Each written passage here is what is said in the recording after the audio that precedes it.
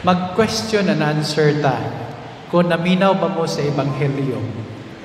Kinsa man tong duha ka magsuong babae sa atong Ebanghelyo karon? Si Maria ug si Marta.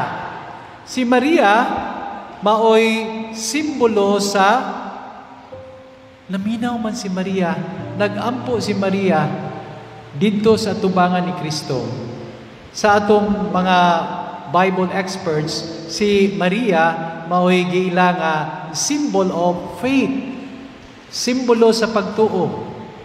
Unya si Marta nga busy kaayo sa trabaho, siya maoy symbol of action. Faith and action. Gipakita ni sa kinabuhi ni Mama Mary. Si Mama Mary usa ka babae nga maampuon, mapamalandungon, og iyang ipakita sa iyang buhat ang iyang pagtuo. Lisod pagbuhat, lisod ta makakita og tao nga dunay pagtuo unya makita sa iyang mga buhat.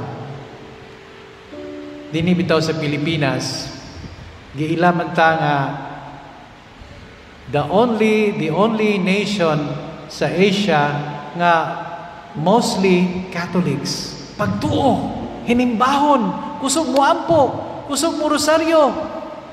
Nangiskwela ta sa mga Catholic schools. Proud ta na, di ba? Pero mauwaw po ta. Mauwaw po ta, di ba?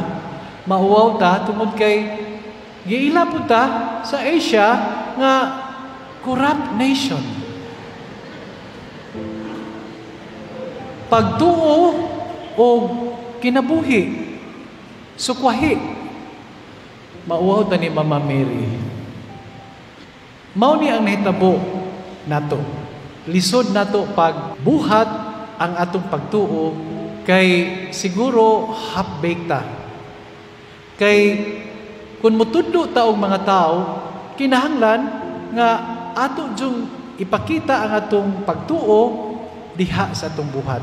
Witnessing. Kung imong gipuy-an ang imong gitudlo, imong pagtuo, there is no need nga magwali pa ka. There is no need nga magsangyaw pa ka. Kay makita sa kinabuhi nimo diha sa mga tao na imong gipuy-an ang imong pagtuo. Di ba? And this is what happened to Mama Mary.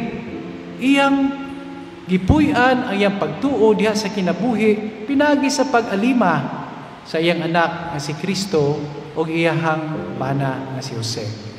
And this is our challenge, my dear brothers and sisters. All of us are called to be witnesses of Christ in this world. Saksi.